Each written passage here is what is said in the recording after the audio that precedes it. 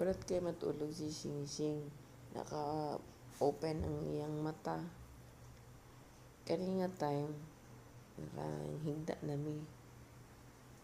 Kaso nagdula pa ko. Tapos paglingin ako sa iya, naghagok siya. Tapos, ang mata nagsiga.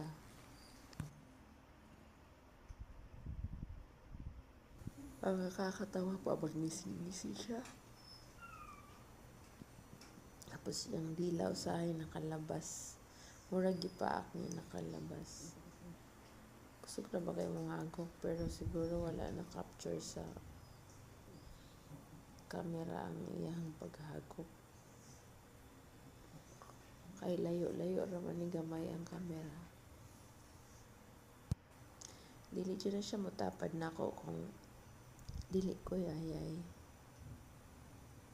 Yara dyan na siya sa parting gilid. Dili siya mo apilog patong asamin ng higda ni Panda.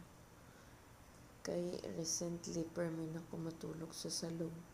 Kauban nila bahalag nagsyad balahibo si Panda kay happy man ko.